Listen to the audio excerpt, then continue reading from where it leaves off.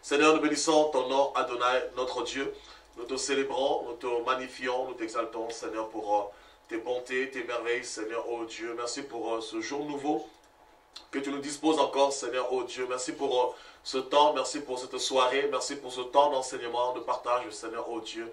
Père, ma prière, c'est que tu nous enseignes encore tes profondeurs, tu nous enseignes ta parole, que tu illumines les yeux de nos cœurs, Seigneur, afin que nous sachions tous, Seigneur, l'espérance qui s'attache à ton appel. Que ton Saint-Nom soit béni, que ton Saint-Nom soit magnifié et que toute la gloire te revienne. Merci pour toutes les personnes qui sont connectées, Seigneur, qui sont derrière leurs écrans, les familles, Seigneur, oh Dieu.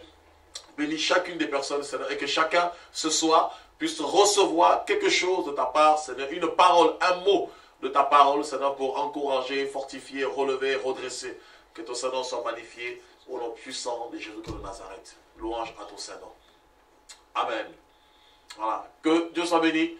Voilà, bienvenue frères et sœurs, c'est l'apôtre Steve Kunda, bien sûr, pour votre émission. Il est écrit, voilà, ce soir nous allons parler, bien sûr, de la foi, car c'est très important. Vous savez, la base de la parole de Dieu, c'est la foi. Le fondement de la vie chrétienne, c'est la foi.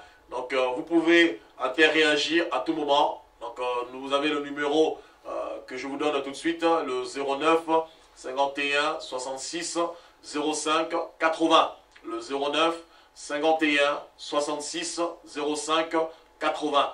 Vous pouvez interréagir en direct, bien sûr.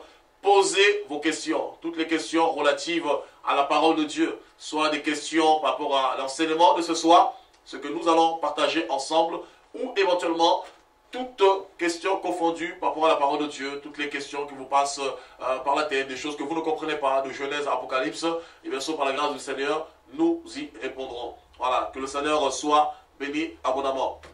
Nous allons ouvrir nos Bibles, et je vous invite bien sûr à prendre vos Bibles, vous qui me suivez, qui nous suivez ce soir, parce que je ne suis pas seul, il y a des bien-aimés qui sont là sur le plateau.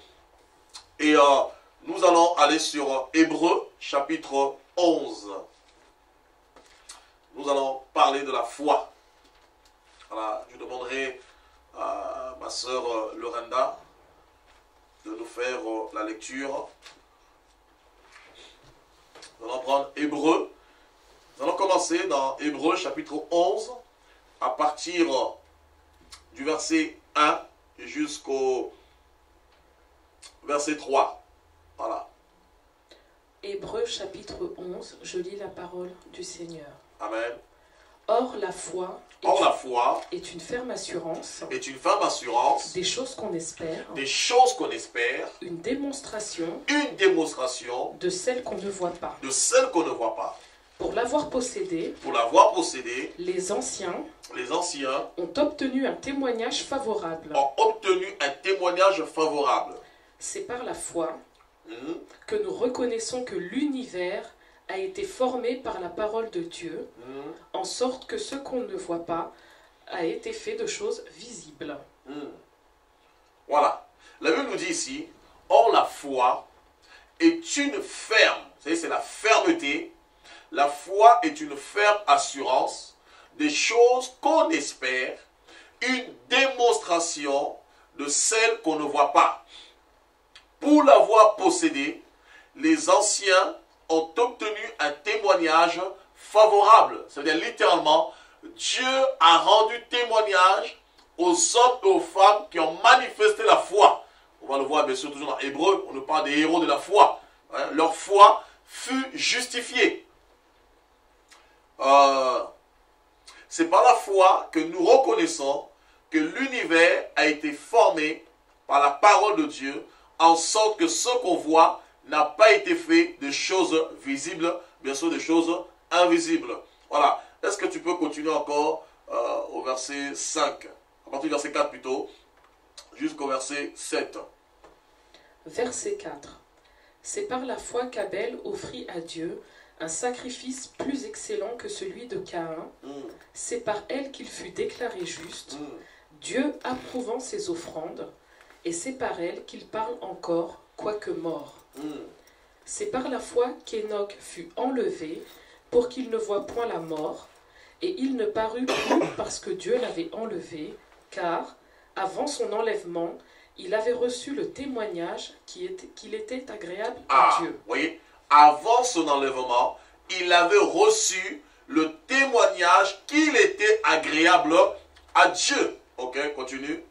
Or, sans la foi, il est impossible de lui être agréable, car il faut que celui qui s'approche de Dieu croit que Dieu existe et qu'il est le rémunérateur de ceux qui le cherchent.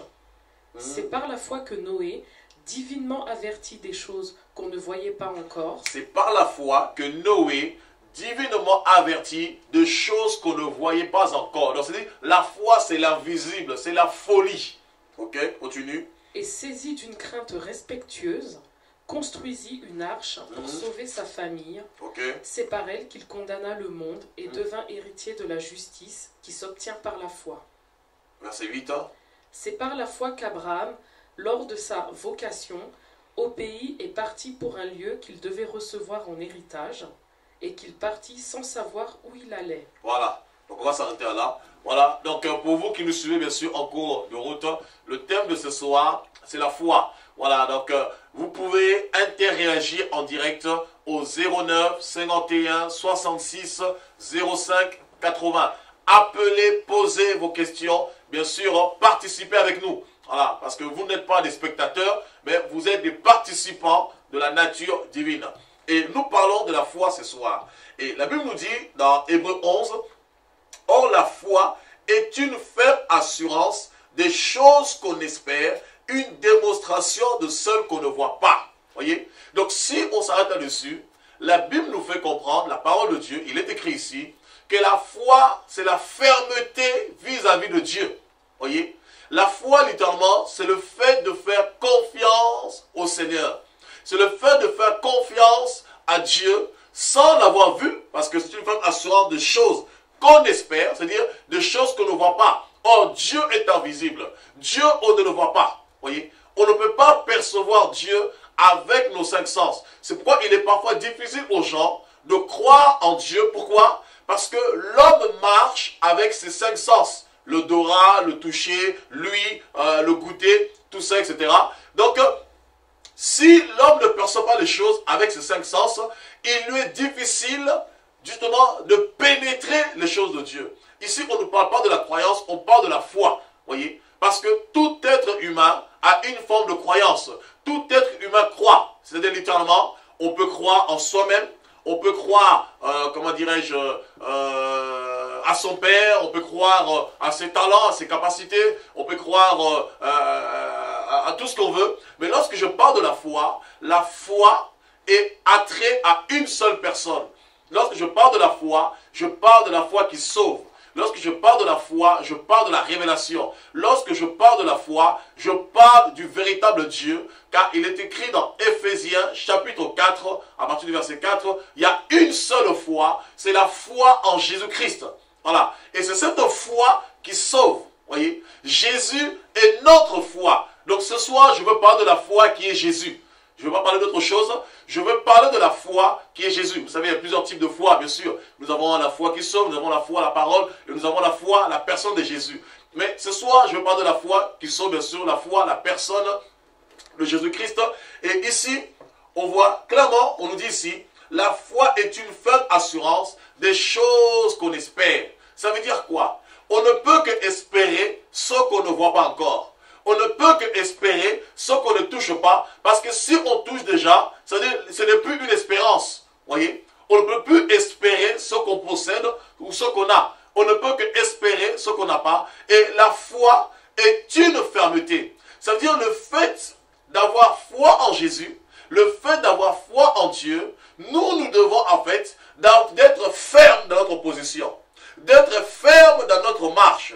C'est-à-dire, toi qui prétends servir le Seigneur, toi qui prétends suivre Dieu, toi qui prétends aller prier dans un endroit quelconque, toi qui prétends prier Dieu, si tu veux que ta foi soit justifiée par Dieu, et si tu veux que Dieu rende témoignage de ta foi, il faut que tu sois ferme dans ta marche avec le Seigneur. Ça veut dire qu'il faut que tu sois ferme dans ta position parce qu'il n'y a qu'une seule foi. Et cette foi, c'est Jésus. Or, Jésus dit dans Jean 14, au verset 6, « Je suis le chemin ». Donc, ça veut dire que lorsque vous embrassez la foi, il n'y a pas deux, trois chemins. La foi, en fait, est symbolisée par un chemin qu'on emprunte. Et lorsqu'on emprunte ce chemin, on ne peut ni bifurquer à gauche, ni bifurquer à droite. On doit littéralement être sur ce chemin de peur de sortir. C'est pourquoi la Bible nous dit dans Hébreux, chapitre 2, on va juste revenir en arrière. C'est pourquoi nous devons d'autant plus nous attacher aux choses que nous avons entendues, de peur que nous ne soyons emportés loin d'elles. Voyez? C'est pourquoi nous devons d'autant plus nous attacher aux choses que nous avons entendues, de peur que nous soyons éloignés d'elles. C'est-à-dire quoi? S'attacher aux choses que nous avons entendues, littéralement, c'est s'attacher au Seigneur. L'apôtre Jean, dans le livre de 1 Jean, il dira simplement, nous vous annonçons ce qu'il y avait dès le commencement, ou ce que nous avons entendu dès le commencement. Donc, littéralement, nous vous annonçons la personne de Yeshua, bien sûr, qui est la parole incarnée, la parole révélée. Et ici, Hébreux, chapitre 2, 1 nous dit, nous devons d'autant plus les temps dans lesquels nous sommes, d'autant plus les temps que nous courons, d'autant plus dans ce temps où le mal, selon Ésaïe 5:20, le mal est appelé bien, le bien est appelé mal, nous devons d'autant plus nous attacher au Seigneur, de peur que nous sortions du chemin, de peur que nous bifurquons. Donc pour ne pas sortir du chemin, pour ne pas bifurquer, il faut être ferme, voyez. Il faut avoir une fermeté dans son Dieu. Avoir une fermeté dans la parole de Dieu. C'est pourquoi Daniel dira justement que ceux qui auront de l'intelligence, bien sûr, ils s'attacheront à leur Dieu. Voyez? Ils seront fermes dans leur marche avec leur Dieu. Et ici on nous dit, la foi est une ferme assurance. Ça veut dire quoi? J'ai l'assurance en mon Dieu. J'ai l'assurance en celui en qui j'ai cru. J'ai l'assurance en celui qui m'a sauvé. Et vous savez, dans Ésaïe 26, au verset 3, la Bible nous dit, c'est lui qui est ferme dans sa position, ou littéralement dans ses sentiments, parce que la foi, c'est aussi un sentiment. Voyez, celui qui est ferme dans ses sentiments, Dieu lui assure la paix. Ça veut dire quoi? Quand tu es ferme dans ta position, parce que les sentiments, c'est la position. Parce que l'homme réagit ou pose des actions en fonction de ses sentiments. Voyez? Donc, si tes désirs te portent vers le Seigneur, tu t'attacheras au Seigneur. Tu ne t'attacheras pas à autre chose. Et la Bible nous dit que celui qui est ferme dans ses sentiments, Dieu lui assure la paix parce que lui-même est le prince de la paix. Et ce qui est fort dans Hébreux 11, on va y revenir. On nous dit clairement ici, pour l'avoir possédé, au verset 2, les anciens ont obtenu un témoignage favorable. Ça veut dire quoi? Dieu a rendu témoignage de ces personnes qui ont possédé la foi. Donc ça veut dire, la foi, ça se possède. Voyez? Donc si la foi se possède, donc on comprend par là que la foi est une personne. La foi n'est pas un objet. La foi est une personne et nous devons de tout faire pour posséder la foi. Et c'est la raison pour laquelle Jésus posait une question dans Luc 18, lorsqu'il va illustrer une parabole lui-même concernant la prière. Il va illustrer cette parabole par rapport au juge unique dans Luc 18. Et au verset 8 en bas, il posera la question, lorsque le Fils de l'homme reviendra sur la terre, trouvera-t-il encore la foi? C'est-à-dire, est-ce que le Fils de l'homme lui-même sera-t-il encore dans le cœur de beaucoup de personnes? Est-ce que le Fils de l'homme lui-même sera encore dans les vies de beaucoup de personnes où beaucoup sortiront de la foi? Beaucoup abandonneront le Fils de l'homme. Et on nous dit ici, les anciens, pour l'avoir possédé, ils ont reçu un témoignage favorable. Et on va le voir. Et bien sûr, on nous dit après C'est par la foi que Enoch fut enlevé pour qu'il ne voie point la mort, et il ne parut plus parce que Dieu l'avait enlevé, car avant, on nous dit, car avant son enlèvement, il avait reçu le témoignage qu'il était agréable à Dieu. Voyez, ça veut dire quoi, frère? Si vous servez le Seigneur véritablement, si vous êtes dans la foi, si vous êtes dans le Seigneur, quoi qu'il arrive, Dieu rendra témoignage de vous.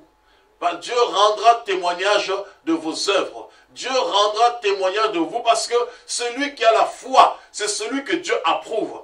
Dans Habakkuk 2,4, Dieu dit, mon juste vivra par la foi. Parce que sans la foi, personne ne peut être agréable à Dieu. Dieu ne vous parle pas de la religion. Je ne vous parle pas de la croyance. Je parle de la foi. La foi consiste dans le fait de posséder Jésus. C'est-à-dire vivre 100% Jésus-Christ. Et ici, on nous précise quelque chose quand même. On nous dit ici au verset 7, c'est par la foi que Noé, divinement averti de choses qu'on ne voyait pas encore. Voyez? Donc ça veut dire quoi? La foi vous emmène dans le monde de l'invisible. La foi, ce n'est pas les choses palpables. Vous savez, beaucoup disent que j'ai la foi. Je crois en Dieu, j'ai la foi. Même si dans la foi, il y a la croyance, et dans la croyance, il n'y a pas la foi. Et il y en a qui vont vous dire, je crois en Dieu. Pourquoi? Parce qu'ils ont à manger tous les jours. Parce qu'ils se portent bien, ils sont en bonne santé. Mais la foi va au-delà de toutes ces choses. La foi n'a rien à voir avec les choses terrestres. La foi, c'est l'invisible. Voyez? La foi, c'est un monde qu'on ne palpe pas. La foi, c'est la dimension de Dieu. La dimension de la connaissance de Dieu. La foi, c'est le royaume de Dieu. C'est la sphère de Dieu. C'est le monde de Dieu. C'est pénétrer Dieu. C'est saisir Dieu. Or, sans la foi, personne ne peut s'approcher de Dieu. Et c'est pourquoi ici, il nous dit clairement que ceux qui s'approchent de Dieu doivent croire que Dieu existe.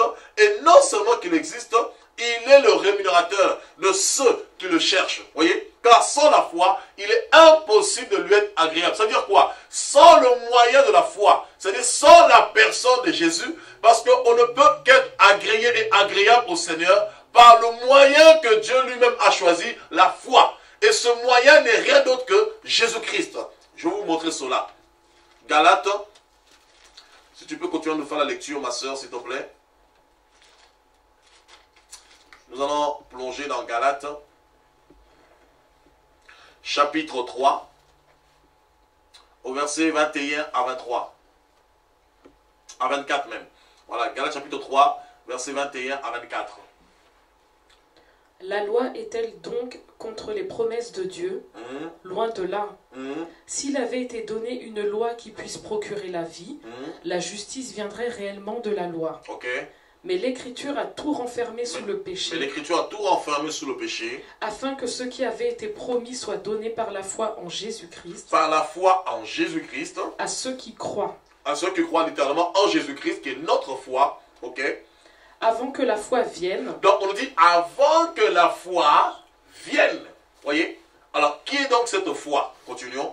Nous étions enfermés sous la garde de la loi, en vue de la foi qui devait être révélée. En vue de la foi qui devait être révélée. Donc c'est-à-dire que la foi était un mystère. Voyez? Or, un mystère, c'est quelque chose qu'on ne palpe pas. Un mystère, c'est quelque chose d'invisible. Voyez? C'est-à-dire que la foi était un mystère. Donc il fallait que ce mystère soit révélé. Voyez, ce mystère soit manifesté afin que les hommes puissent y accéder. Ou littéralement, afin que les hommes puissent la posséder ce mystère qui est la foi. Ok, tu peux continuer. Ainsi la loi a été comme un précepteur pour nous conduire à Christ, afin que nous soyons justifiés par la foi. Voilà. Ainsi la loi a été comme un précepteur pour nous conduire à Christ, afin que nous soyons justifiés par la foi.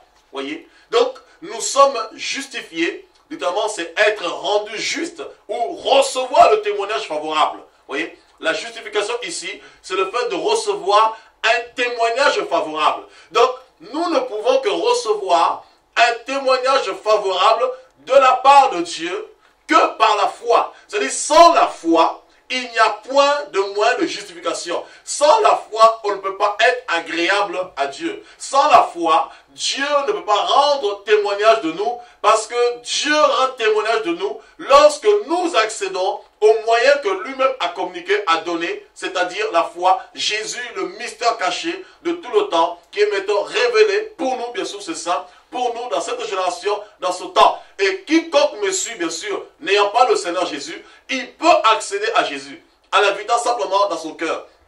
Et donc, on nous dit ici, c'est par la foi que Noé, divinement averti, des choses qu'il ne voyait pas encore. Donc, ça veut dire quoi? La foi, c'est le fait d'entendre, voyez. La foi, c'est le fait de recevoir un message de la part du Seigneur. La foi, c'est le fait d'entendre, voyez, d'entendre la voix de Dieu, d'entendre le message de la parole de Dieu, d'entendre la parole de Dieu. Bien sûr qu'il n'est rien d'autre que Jésus lui-même.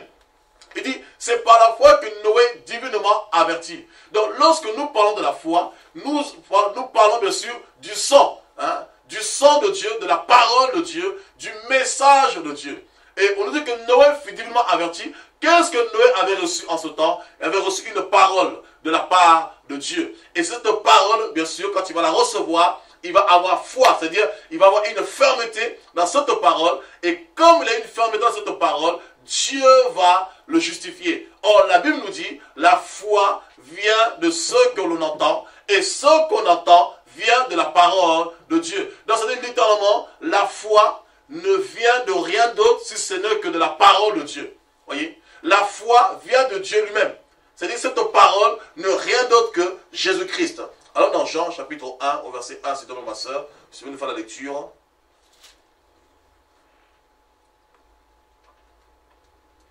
Et ensuite on va rentrer vraiment dans le message. Dans Jean chapitre 1, au verset 1. Jean chapitre 1, au verset 1. Au commencement était la parole. Au commencement était la parole. Et la parole était avec Dieu. Oui, la parole était avec Dieu. Donc, littéralement, la foi était avec Dieu. Donc, la foi est sortie de Dieu lui-même. Ok? Et la parole était Dieu. Et la parole était Dieu. Elle était au commencement avec Dieu. Elle était au commencement avec Dieu. Toutes choses ont été faites par elle. Toutes choses ont été faites par elle. Et rien de ce qui a été fait n'a été fait sans elle. Et rien de ce qui a été fait n'a été fait sans elle. Ok, alors on va revenir encore en arrière. Genèse chapitre 1.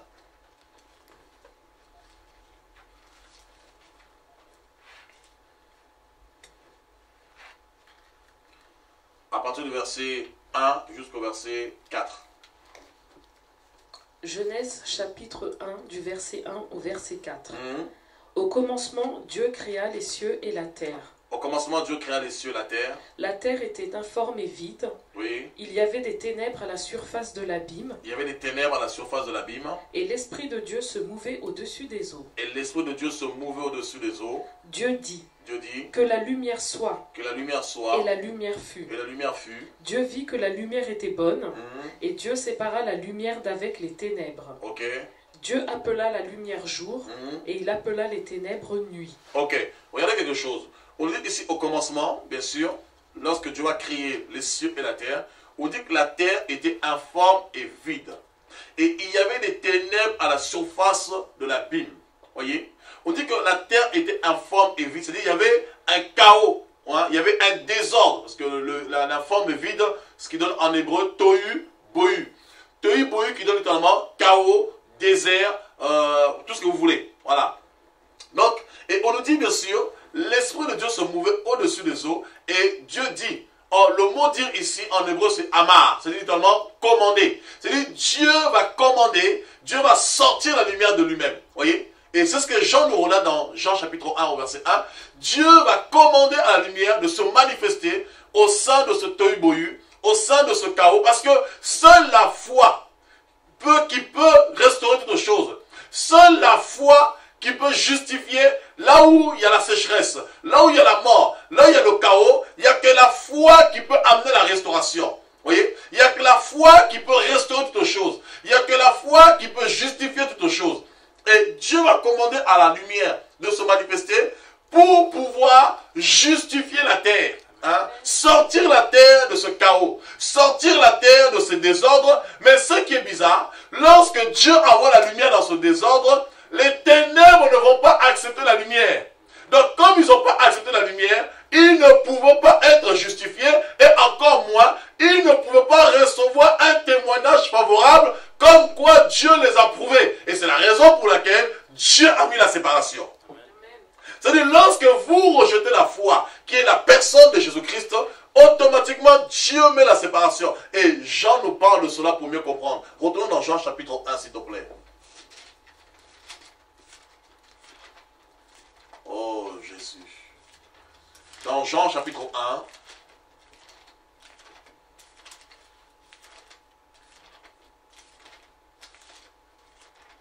C'est bon? Tu as trouvé? Oui. Ok. Ah, Jésus, Jésus. Jean, chapitre 1, à partir du verset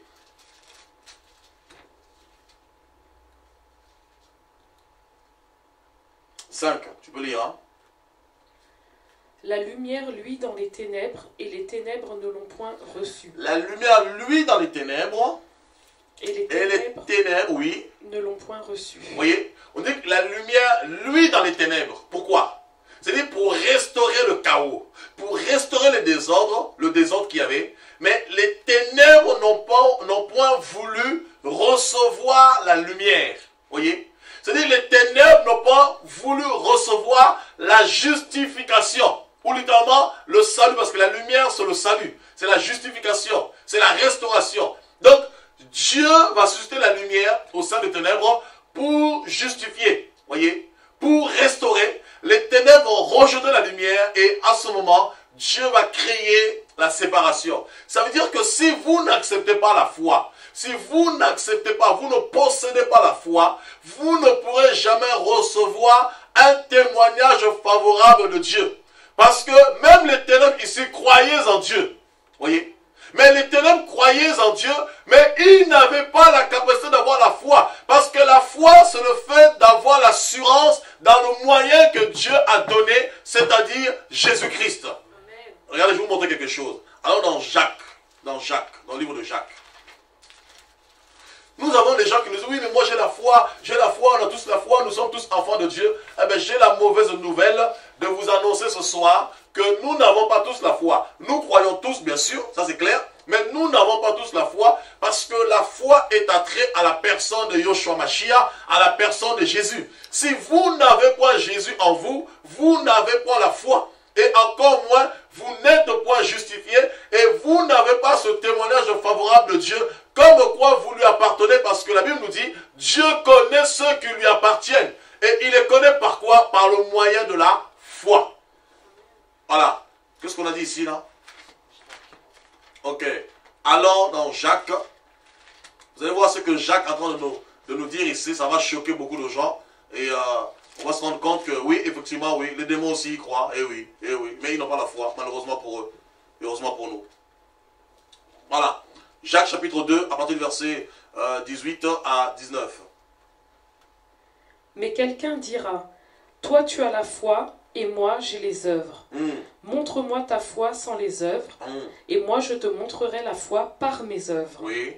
Tu crois qu'il y a un seul Dieu. Tu crois qu'il y a un seul Dieu. Tu fais bien. Tu fais bien comme tout le monde, bien sûr, même les démons aussi. Les démons le croient aussi. Voilà. Et ils tremblent. Voilà. Donc Jacques nous dit ici, les démons croient aussi et ils tremblent. Si tu crois qu'il y a un seul Dieu, tu fais bien, c'est une bonne chose. Mais Dieu ne veut pas que tu t'arrêtes à une dimension de la croyance. Vous savez, pourquoi l'Église est malade? Pourquoi l'Église ne perce pas?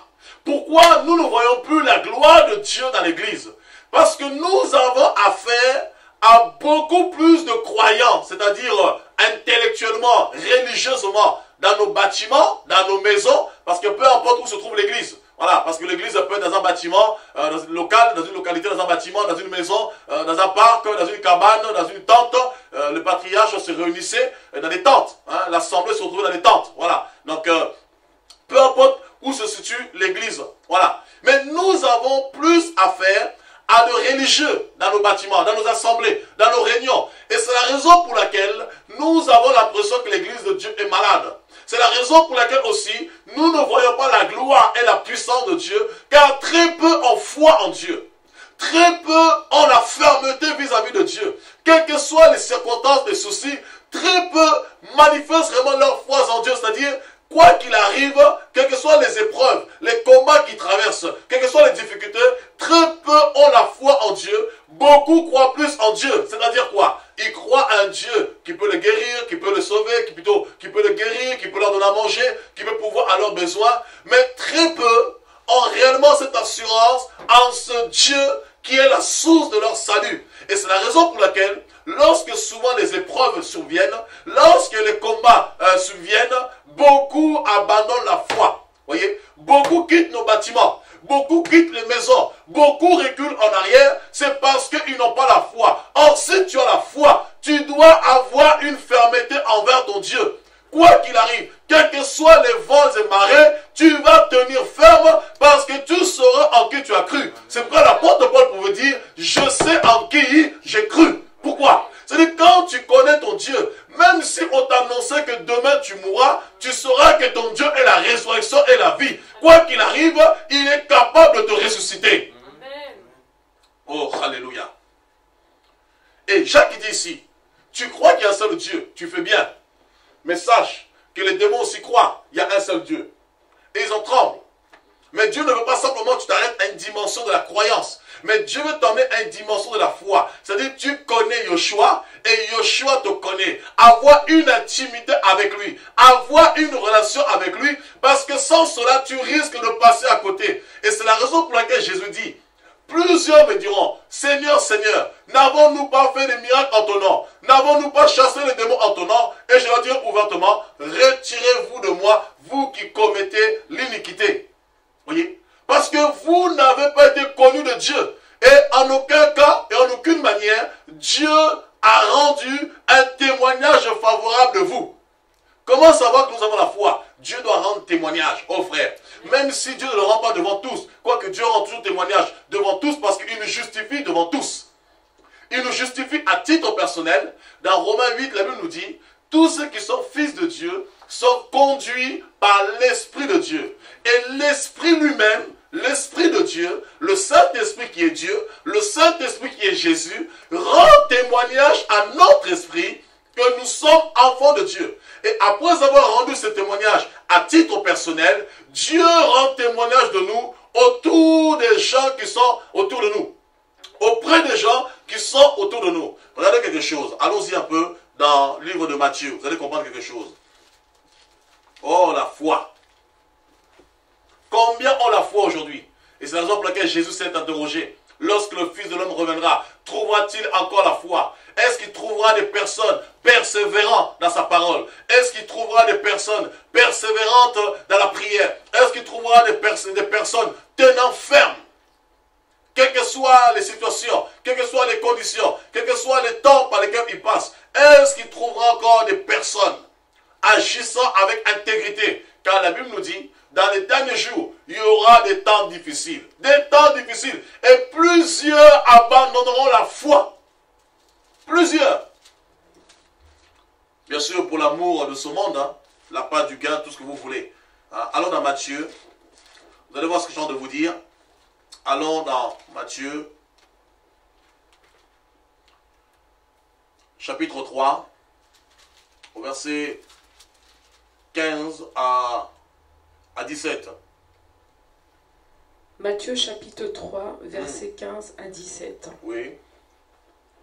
Jésus lui répondit, « Laisse faire maintenant, car il est convenable que nous accomplissions ainsi tout ce qui est juste. » Et Jean ne lui résista plus. Okay. Dès que Jésus eut été baptisé, oui. Il sortit de l'eau. Et voici les cieux s'ouvrirent, et il vit l'Esprit de Dieu descendre comme une colombe et venir sur lui.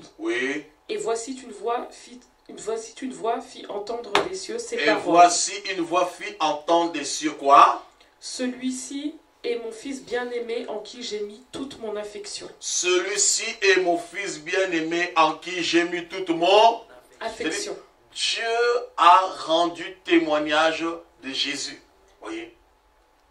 Et bien sûr, on a plusieurs passages, on voit sur la montagne de la transfiguration. Comment Dieu va rendre témoignage de Jésus. Vous voyez, Dieu rend témoignage. Et la Bible dit que les anciens, pour l'avoir possédé, ils ont reçu un témoignage favorable. Et nous allons étudier l'histoire d'un homme que vous connaissez tous, qu'on appelle bien sûr le père de la foi. Vous voyez, on nous parle bien sûr d'Abraham, le père de la foi. Et allons dans Genèse chapitre 12. On va voir quelque chose. Genèse chapitre 12.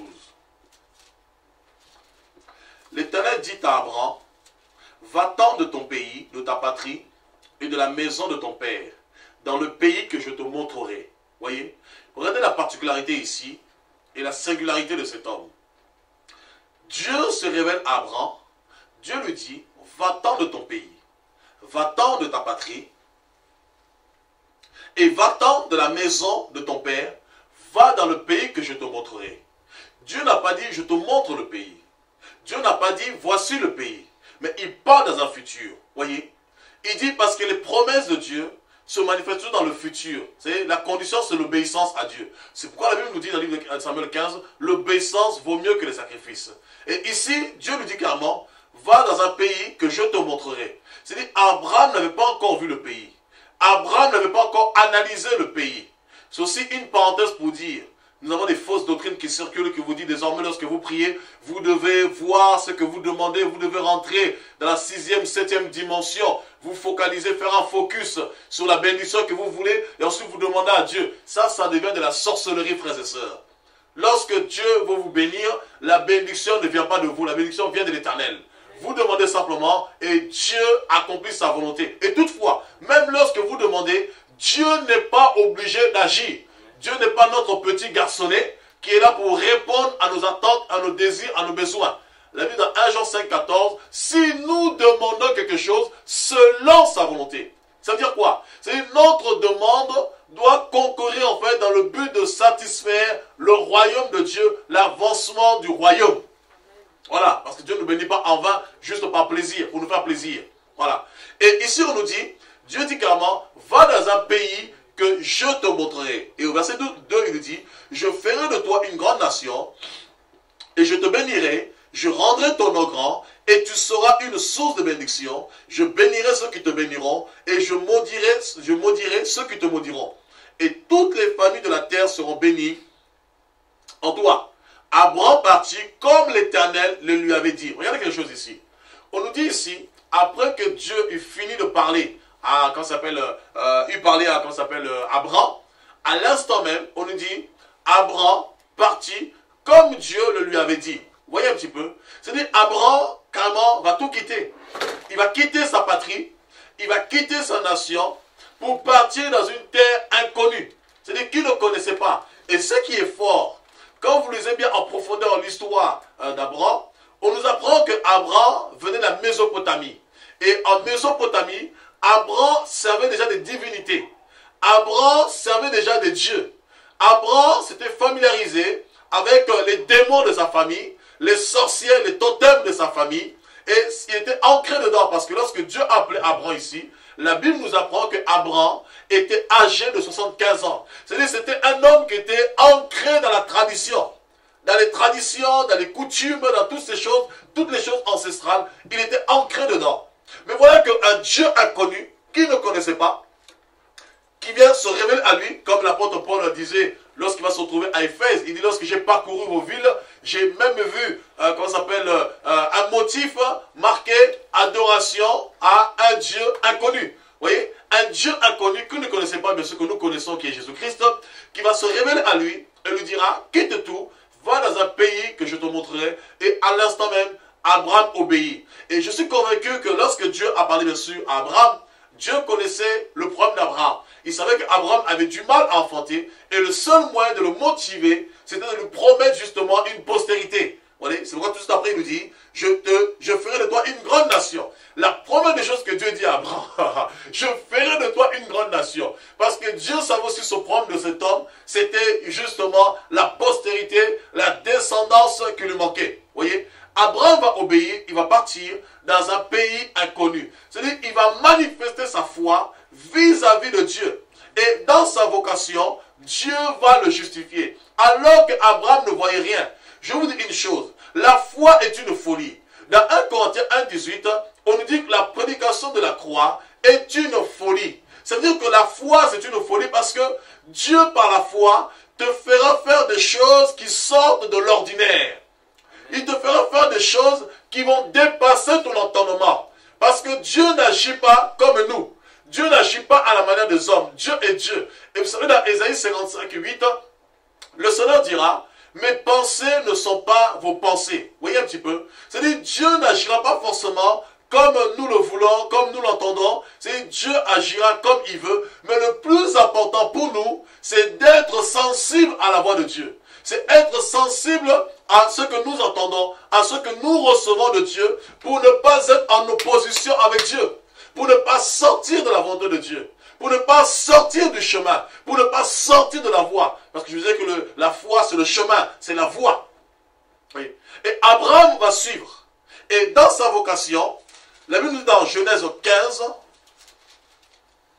à partir du verset 1 jusqu'au verset 6, après ces événements, bien sûr, on nous parle de ces événements, nous connaissons ces événements lorsqu'il va se séparer de son père, il va se séparer, comment il s'appelle de son neveu, de Lot, et ensuite après, il va avoir la guerre avec le roi de Sodome, Kedorlaomer. Donc après ces événements, Dieu se révèle à nouveau à Abraham, et ici on nous dit, après ces événements, la parole de l'Éternel fut adressée à Abraham dans une vision, et il dit, Abraham, ne crains point, je suis ton bouclier et ta récompense sera très grande. Abraham répondit, Seigneur éternel, que me donneras-tu? Je m'en vais sans enfant et l'héritier de ma maison, c'est Eliezer de Damas.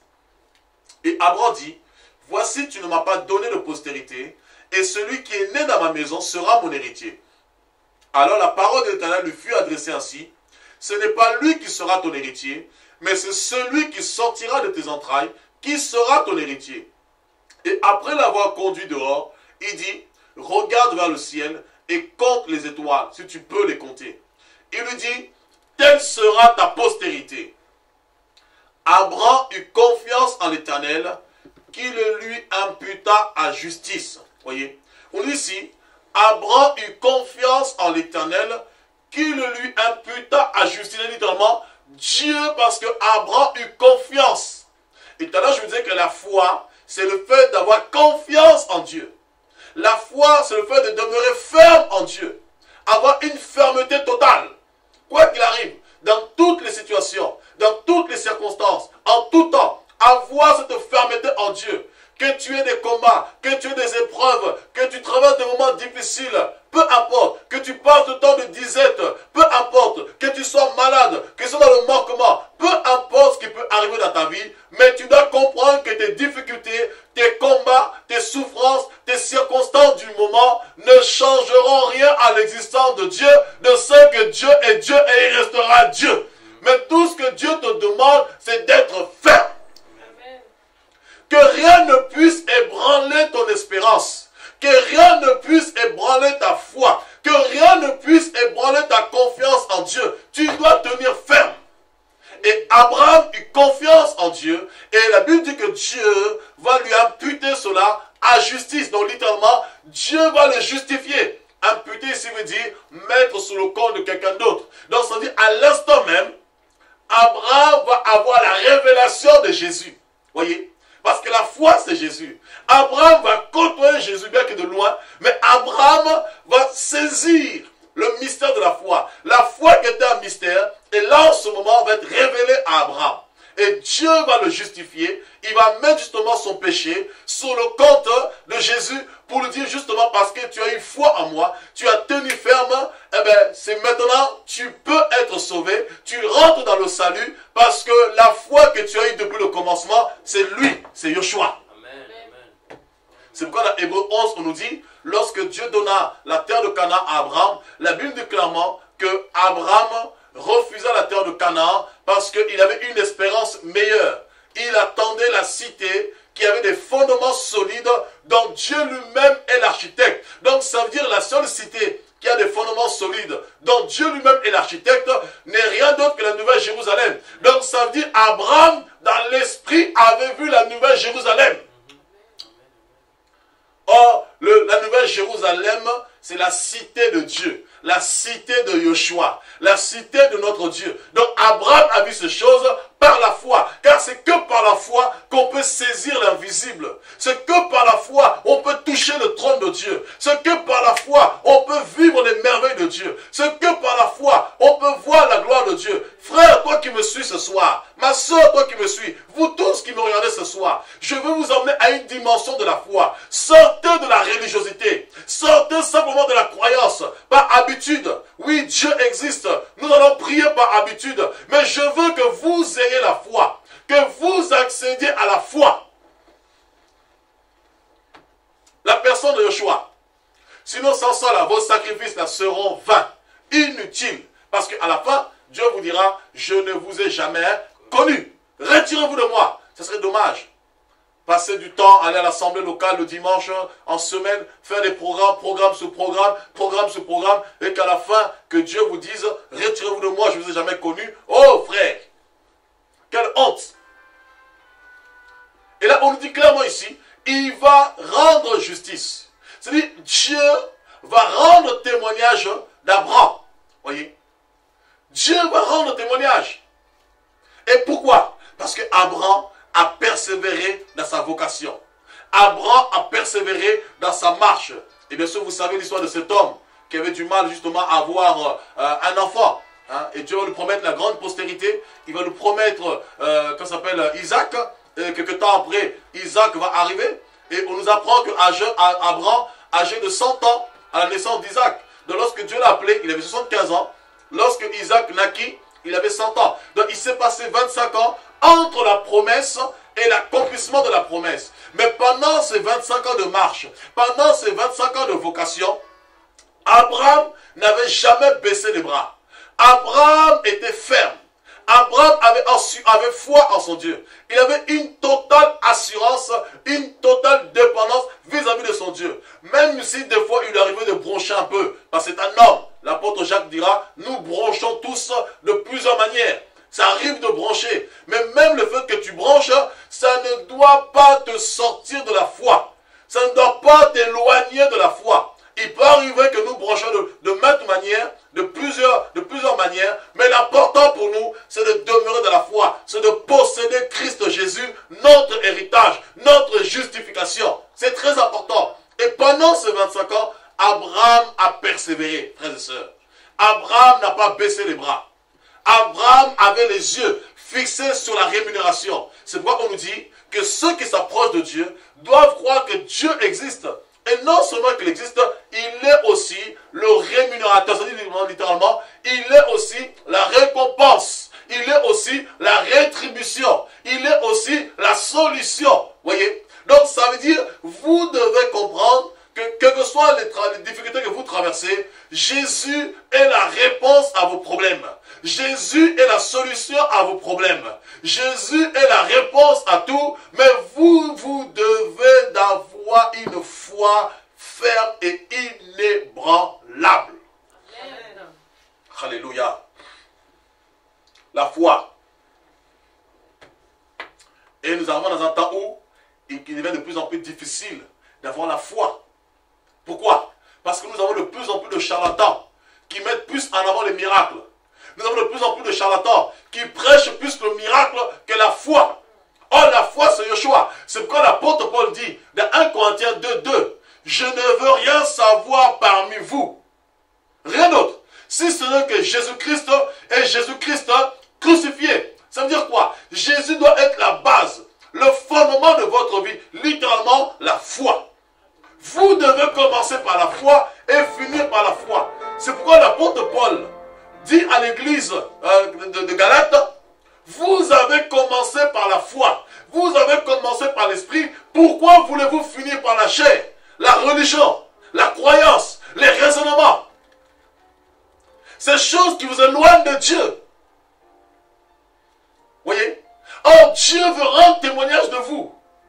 Parce que Dieu dit dans Ésaïe 6, je cherche un homme pour marcher pour nous. Ça veut dire quoi? Dieu fait de la terre son marchepied. Ésaïe 66:1 nous dit, le ciel est son trône, la terre est son marchepied. Et Dieu cherche un homme pour marcher pour lui sur la terre. Un homme qui va rendre témoignage de lui. Ça veut dire quoi? Tu rends témoignage de Dieu par tes œuvres et Dieu rend témoignage de toi.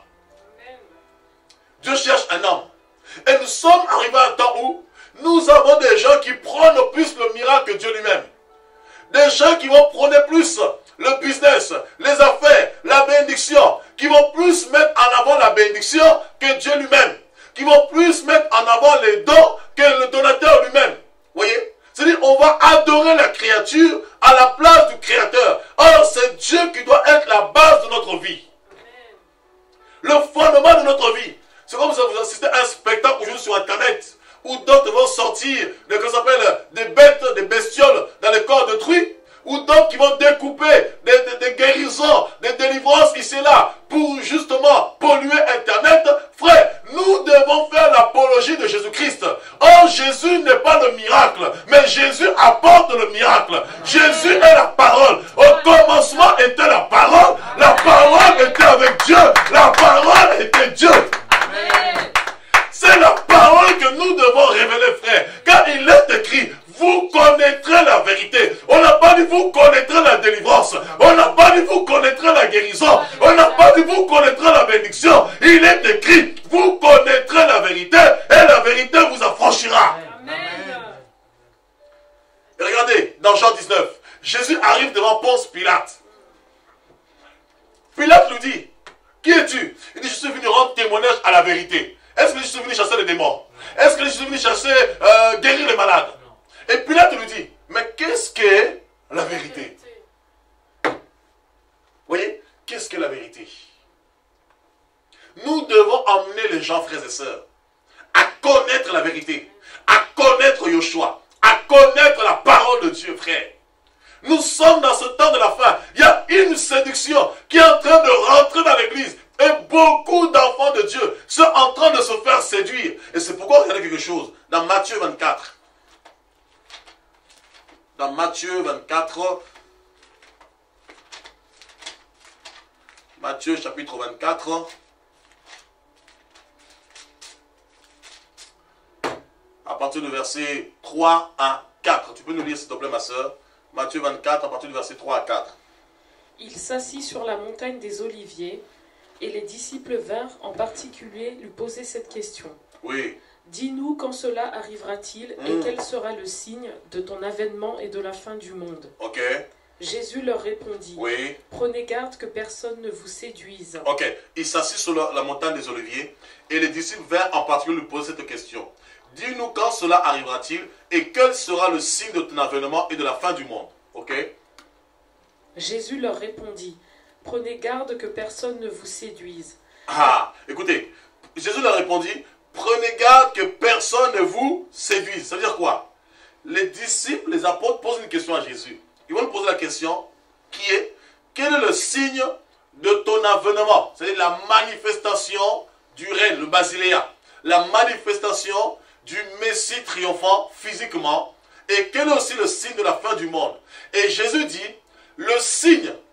Il n'a pas dit les signes. Il a dit le signe précurseur de son avènement et de la fin du monde, c'est la séduction.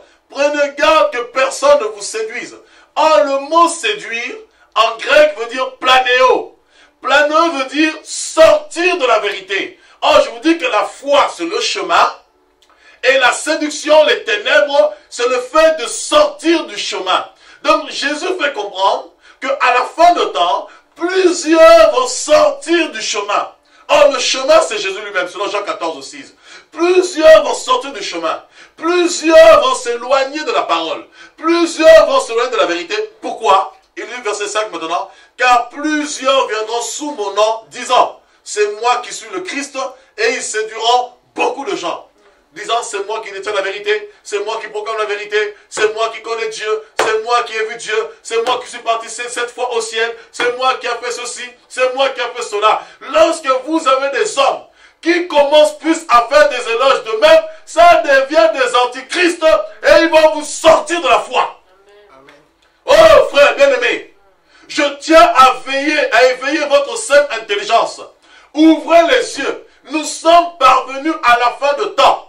Nous devons plus parler de Jésus. Jean-Baptiste a dit que je diminue et que lui croisse.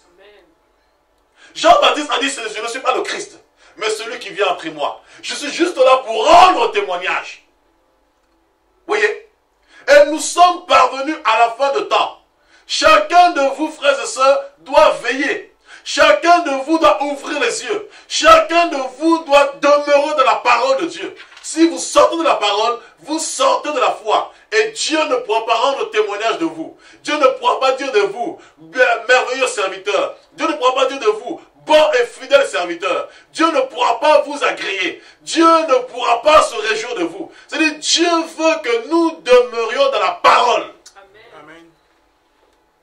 C'est pourquoi Hébreux 10, 39 nous dit, nous ne sommes pas de ceux qui se retirent pour se perdre, mais nous sommes de ceux qui ont la foi pour sauver leur âme. Oh frère, si tu as la foi, c'est le temps de sauver ton âme. L'apôtre Paul dit, sauvez-vous de cette génération perverse et corrompue. Nous sommes dans le temps où nous sommes dans une génération, au sein d'une génération perverse et corrompue, et tu dois sauver ton âme. Tu dois sauver ta peau. Ce n'est pas un pasteur qui te sauvera. Oui, Dieu établit des pasteurs. Oui, Dieu établit des apôtres. Oui, Dieu établit des ministères. Mais ce ne sont pas ces ministères qui vont te sauver. Ce sont des canaux. Ce sont des moyens par lesquels vous croyez. Mais c'est Jésus que vous devez rechercher. Amen. Si un pasteur vous dit, sortez de là-bas, suivez-moi, n'y allez pas. C'est la sorcellerie, frère. Nous allons avoir un message là-dessus. Alléluia. Amen. Vous devez avoir les yeux fixés sur Jésus. Et il dit, plusieurs, hein, car plusieurs viendront sous mon nom disant, c'est moi qui suis le Christ, et ils séduiront beaucoup de gens. Beaucoup de gens seront séduits. Beaucoup sortiront de la vérité. Beaucoup sortiront de la voie pour s'égarer. Pourquoi? Parce qu'ils n'ont pas été fermes de leur foi. Ils n'ont pas été fermes de leur marche. Ils n'ont pas été fermes vis-à-vis de la parole de Dieu. Oh oui frère, nous sommes parvenus à un temps où chacun doit s'examiner. Et c'est pourquoi l'apôtre Paul dit dans 2 Corinthiens 13, 5, examinez-vous. Ce n'est pas un frère qui doit faire un examen pour toi. Ce n'est pas un pasteur qui doit faire un examen pour toi. Tu dois te faire toi-même ton propre examen. Tu dois t'examiner personnellement. L'apôtre Paul dit, examinez-vous et éprouvez vous-même. Voyez? Pour savoir si vous êtes encore dans la foi. Ça veut dire que tu peux être dans la foi et à un moment tu sors sans même t'en rendre compte. Et c'est pourquoi chaque jour tu dois faire un examen de conscience. Fais un examen en toi-même pour savoir si ta vie est encore conforme à la foi. Si c'est le cas, frère, que Dieu soit béni. Mais si ce n'est plus le cas, tu dois retourner car il n'est pas trop tard. Tu dois revenir à la foi. Comme Jésus a dit à Pierre dans Luc 22, 32. Simon, Simon, Satan t'a réclamé pour te cribler comme du froment. Mais quand tu seras revenu, affermis tes frères.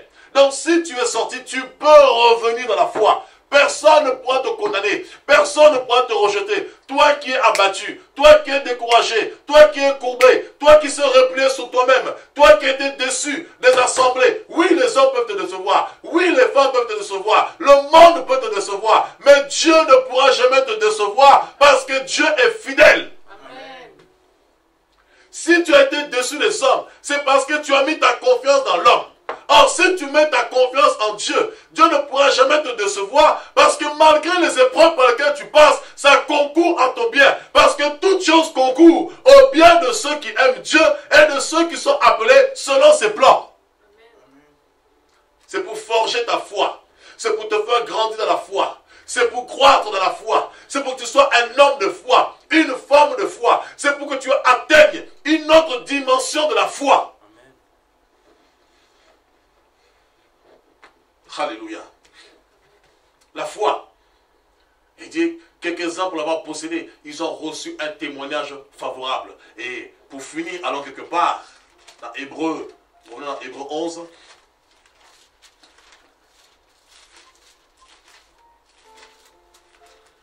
Oh Jésus, la foi.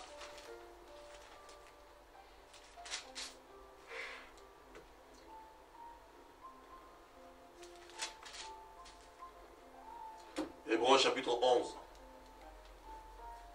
verset 32. Et que dirais-je encore? Car le temps me manquerait pour parler de Gédéon, de Barak, de Samson, de Jephthé, de David, de Samuel et des prophètes. Ça, c'est un témoignage. Je veux te dire une chose. Même si ton nom n'est pas écrit dans cette Bible, même si ton nom n'est pas mentionné dans ce livre, il y a encore un livre de rattrapage. Amen. Qui est dans les cieux, qu'on appelle le livre de souvenirs. Non seulement le livre de vie, mais aussi le livre de souvenirs. Donc si ton nom n'est pas écrit là, on a mis le nom de Samson, le nom de Jephthé, c'est juste pour t'encourager. C'est pour te fortifier. C'est pour te dire que si eux, ils ont pu marquer leur temps, ils ont pu marquer leur génération, s'ils ont pu manifester la foi, dans le siècle présent, tu peux aussi manifester la foi. Et non seulement tu peux accomplir les œuvres qu'ils ont faites, mais tu peux encore accomplir des œuvres plus grandes. C'est pourquoi Jacques 5 nous dira, Élie était un homme de la même nature que nous. Ça veut dire quoi? Élie n'est pas plus grand que toi. Élie est un homme comme toi. Mais la différence, c'est que Élie a manifesté la foi. Il a prié avec insistance. Il était ferme dans son Dieu. Il croyait en son Dieu, que son Dieu était capable et avait le pouvoir d'agir. Et Dieu l'a justifié. Et il dit, qui par la foi, oui, de Samuel et des prophètes, qu'est-ce qu'ils ont fait? Qui par quoi? La foi. Vainquirent de royaume. Oh mon Dieu. Exercèrent la justice, obtinrent des promesses, fermèrent la gueule de lion, éteignirent la puissance du feu, échappèrent aux tranchants de l'épée, guérirent de leurs maladies, furent vaillants à la guerre, mirent en fuite des armées étrangères, des femmes recouvrèrent leur mort par la résurrection, comme les veuves de Sarepta. D'autres furent livrés au tourment et n'acceptèrent point de délivrance afin d'obtenir une meilleure résurrection. D'autres subirent les moqueries et le fouet, les chaînes et la prison. Ils furent lapidés, sciés, torturés et moururent tués par l'épée. Ils allèrent çà et là, vêtus de peau de brebis et de peau de chèvre, de lieu de tout, persécutés, maltraités. Eux, dont le monde n'était pas digne, errant dans les déserts et les montagnes, dans les cavernes et les antres de la terre. Tout cela, à la foi de quel il a été quoi? À la foi de quel il a été rendu témoignage, n'ont pas obtenu ce qui leur a été promis. Pourquoi? Parce qu'ils avaient tous une meilleure espérance. C'est pourquoi si on revient en arrière, on nous parle de Moïse dans le verset 23. C'est par la foi que Moïse, à sa naissance, fut caché pendant 3 mois par ses parents, parce qu'ils virent que l'enfant était beau et qu'ils ne craignirent pas l'ordre du roi. Et c'est par la foi que Moïse, devenu grand, refusa d'être appelé fils de la fille de Pharaon. Il préféra être maltraité avec le peuple de Dieu plutôt que d'avoir pour un temps la jouissance du péché.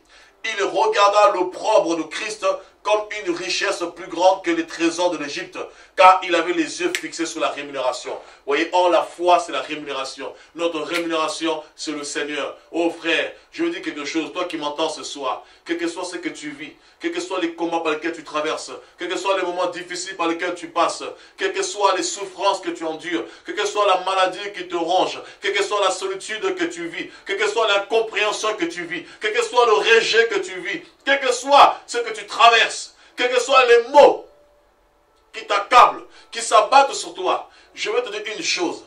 Et les regards fixés sur la rémunération, et les regards fixés sur Jésus-Christ.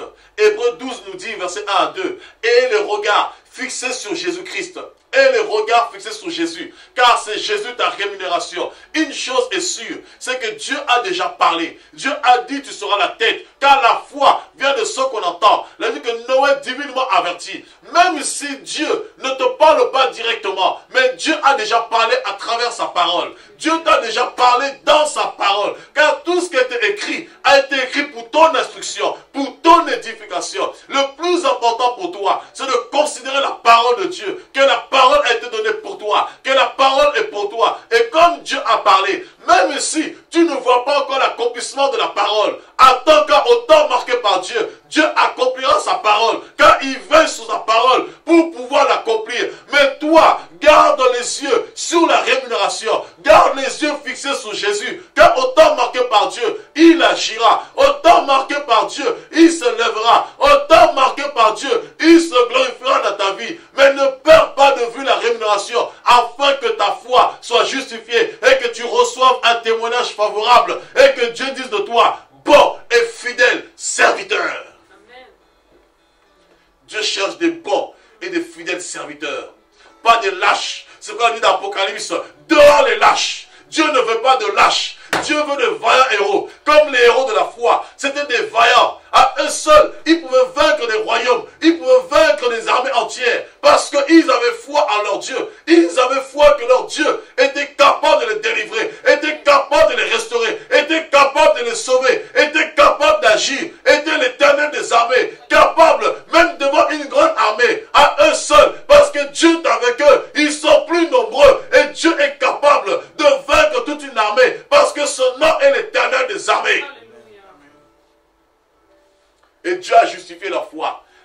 ils ont reçu un bon témoignage.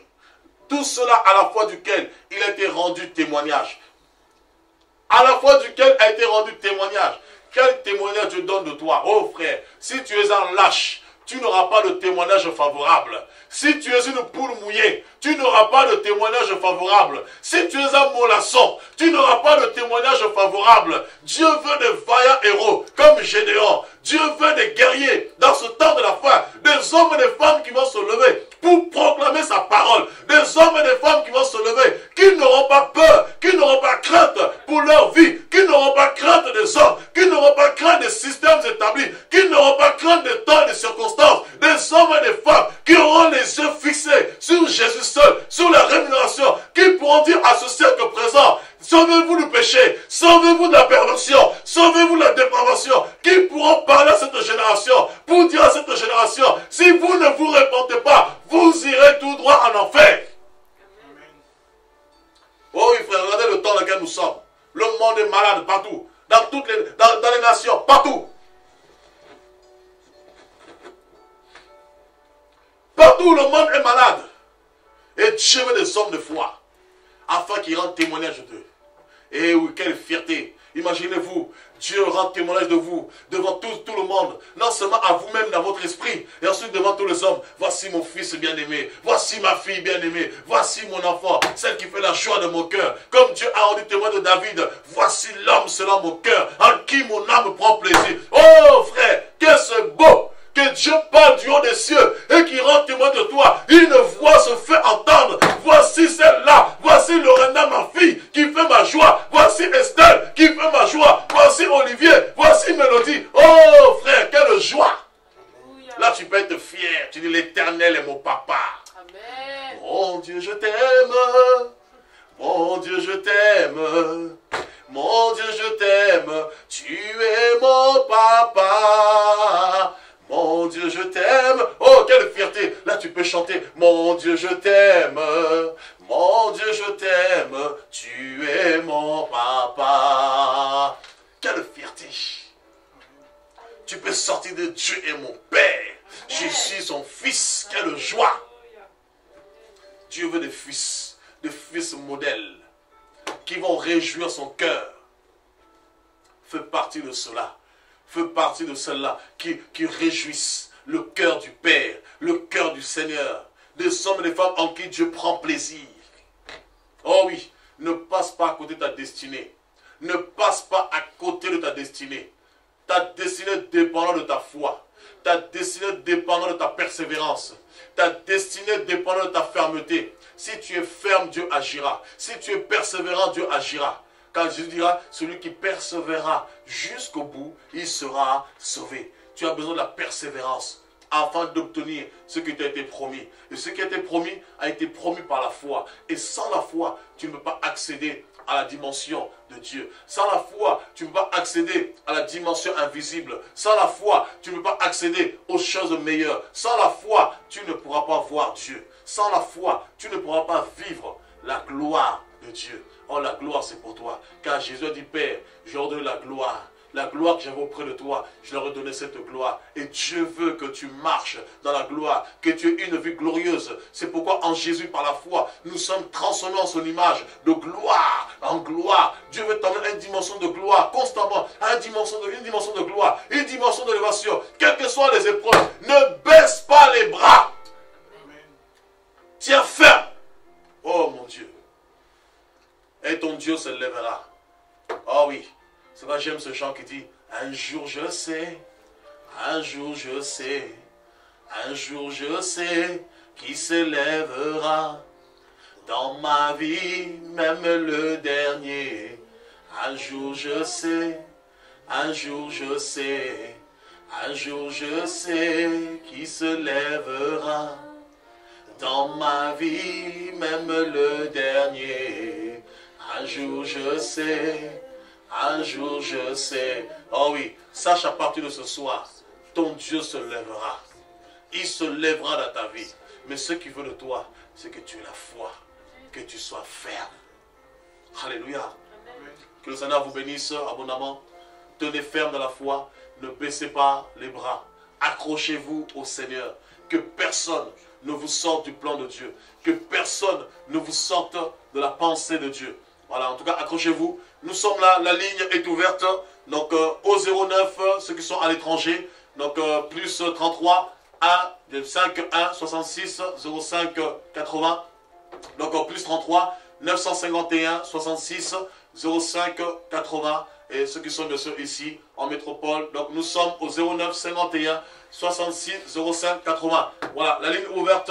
Appelez, posez vos questions. Nous sommes là pour y répondre. Voilà.